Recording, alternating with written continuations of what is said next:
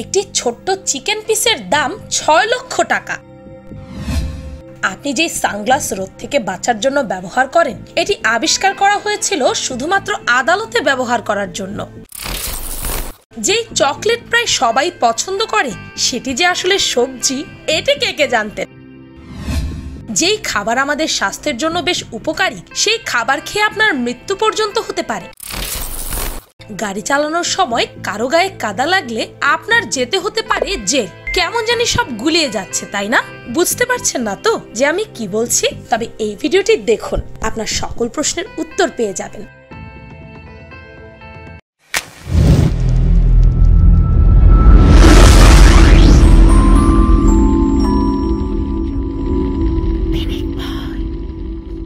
Number 1, 2012 সালে এক নারী একটি চিকেনের টুকরাকে $৮,১০০ দিয়ে বিক্রি করেন, যা বাংলাদেশি টাকায় প্রায় ৬ লাখ টাকার মতো। কিন্তু এমন কি ছিল এই চিকেনে? আসলে এটির শেপ ছিল জর্জ ওয়াশিংটনের মতো, তাই এটি এত বেশি টাকায় বিক্রি হয়।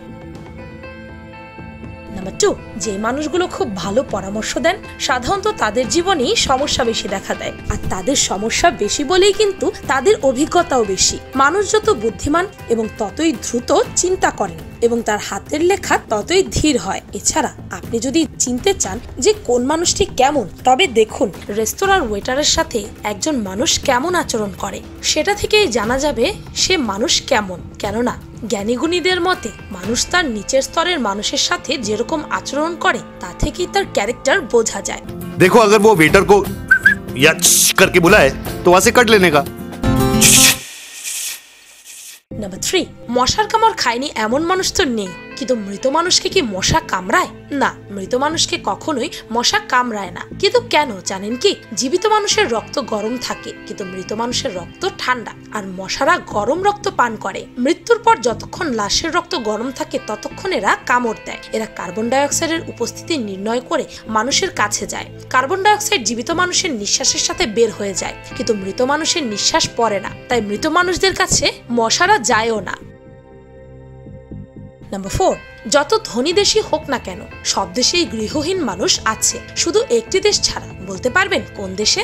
সেটি হচ্ছে ভুটান। ভুটানের এমন কোনো মানুষ নেই যার কাছে বাসস্থান নেই। যদি একজন মানুষ তাদের বাড়ি হারান, তাদের শুধুমাত্র রাজার শরণাপন্ন হতে হয়। তার কাছে গেলেই তিনি জমি ও বাড়ির ব্যবস্থা করে দেন, যাতে করে তারা চাষাবাদ করে জীবিকা নির্বাহ করতে পারে। সুতরাং বুঝতেই পারছেন ভুটানের মানুষ অনেক না থাকা সত্ত্বেও কেন বেশি খুশি। এমনকি ভুটানের প্রতিটি নাগরিকের বিনামূল্যে চিকিৎসা সেবা পাওয়ার অধিকার রয়েছে।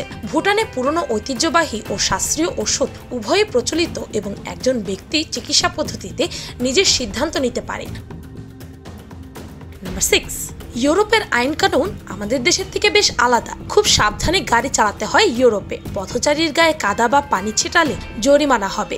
বেশি জোরে বা বেশি আস্তে চালালে জরিমানা। এমনকি নিজের গাড়ি পরিষ্কার না করলেও রেহাই নেই। ইউরোপের রাস্তায় বৃষ্টি হলে একটু আধটু পানি জমে, অনেক সময় জলাবদ্ধতা সৃষ্টি হয়। তবে জনগণের সেবা নিশ্চিত করতে কর্তৃপক্ষ সদা তৎপর। এমনকি কোনো চালক অসতর্কতাবশত কারো গায়ে পানি ছিটিয়ে দিলে সঙ্গে সঙ্গেই আইন দাঁড়ায় ভুক্তভোগীর পাশে। ব্রিটেনে এই অপরাধে ১০০ পাউন্ড জরিমানা হয় চালকের। ওভারটেক করে মাঝের লেন দখল করে চালাতে শুরু করলে আরো বিপদ। জরিমানার অঙ্কটা তখন ১০০০ পাউন্ড বা ১৪০০ ইউরো হয়। নাম্বার 7, আমাদের সবচেয়ে পরিচিত প্রাণী কুকুর, কিন্তু এর সম্পর্কে আপনি কতটুকুই বা জানেন? আপনি জেনে অবাক হবেন ২৫০ রকমের কথা এবং ব্যবহার বুঝতে পারে কুকুর। লেজ নাড়ানোর মাধ্যমে এরা মনের ভাব প্রকাশ করে। খুশি হলে ডান দিকে এবং দুঃখ পেলে বাঁদিকে লেজ নাড়ায়। এবার বলি বাঘের কথা। বাঘের পা এতটাই শক্তিশালী যে মৃত্যুর পরও দাঁড়িয়ে থাকতে পারে এরা। আর বুদ্ধিমান শিয়াল মামার কথা আর কি বলবো। জন্মের সময় শিয়াল শাবকেরা চোখেও দেখতে পায় না, কানেও শুনতে পায় না। নাম্বার 8, আপনি কি জানেন চকলেট কিন্তু সবজি? হ্যাঁ, চকলেট সবজির পরিবারে পড়ে। আসলে কোকো গাছ সেই প্রজাতিতে পড়ে যে প্রজাতি ঢেঁড়স বা তুলো জন্ম নেয়। আর সাদা চকলেট আসলে কোনো চকলেট নয়। চকলেটের প্রধান উপাদান হচ্ছে কোকো বা কোকো বিনস।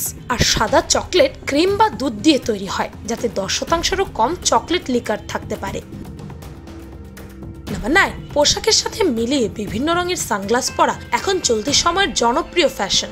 নানা ডিজাইনের এবং ভিন্ন ভিন্ন রঙের সানগ্লাস পাওয়া যায় এখন বাজারে। কিন্তু আপনি কি জানেন, সানগ্লাস প্রথমে রোদ থেকে বাঁচার জন্য আবিষ্কৃত হয়নি। 1300 সালের দিকে এই চশমা প্রথম তৈরি করা হয় চোখের দৃষ্টির ত্রুটি অথবা রোদ প্রতিহত করতে নয়, বরং চীনের বিচারালয়ের জজ সাহেবের চোখের দৃষ্টিকে আড়াল করতেই এই চশমা ব্যবহার করা হয়। বিচারকদের চোখ ঢাকার জন্য তারা ধোঁয়াচ্ছন্ন চশমা তৈরি করে ফেলেন। চীনাদের উদ্ভাবনী শক্তি সবসময় অসাধারণ। 100 বছর ধরে সানগ্লাসের ব্যবহার শুধু কোর্টেই হয়ে আসছিল। 1430 সালের দিকে সানগ্লাস চীন থেকে ইটালি পাড়ি জমালো। তারাও কোর্টের কাজেই সানগ্লাস ব্যবহার করত।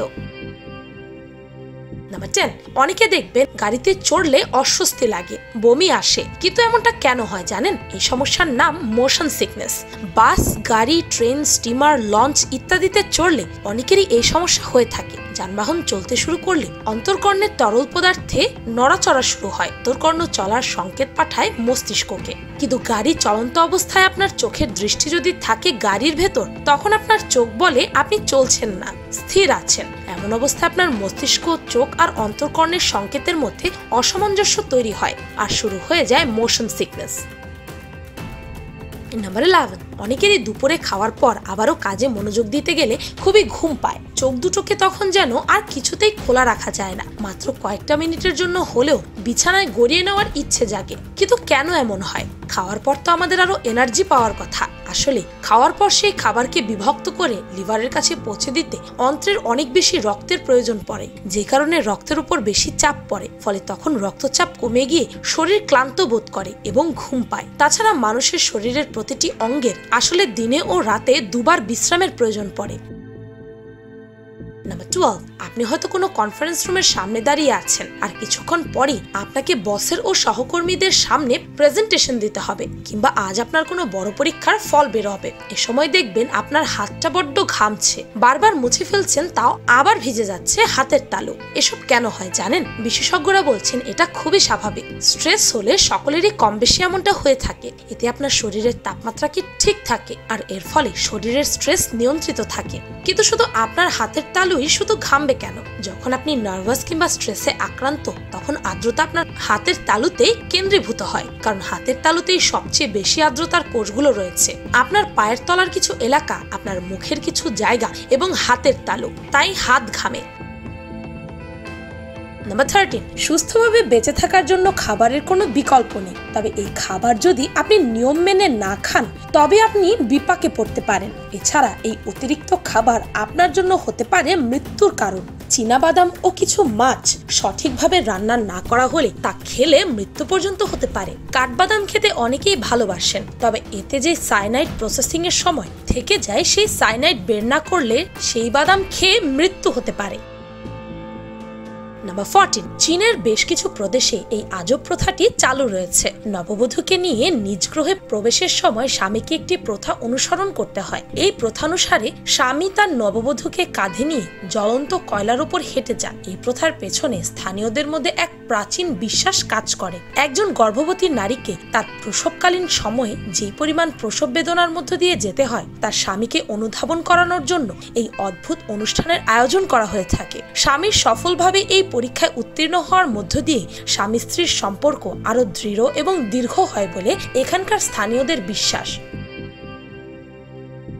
নাম্বার 15, আমরা তো প্রায় দেখি ঝড়ে বাড়িঘর উড়ে যাচ্ছে, কত মানুষ মারা যাচ্ছে। কিন্তু কখনো কি ভেবে দেখেছেন ঝড় কেন হয়? সূর্যের প্রখর উত্তাপে কোনো স্থানে বাতাস খুবই গরম ও হালকা হয়ে উপরে উঠে গেলে ওই স্থানে শূন্যতা সৃষ্টি হয়। চারদিক থেকে ঠান্ডা বাতাস ওই শূন্যস্থান পূরণ করতে ছুটে আসতে থাকে প্রবল বেগে। এর ফলে ঝড় হয়।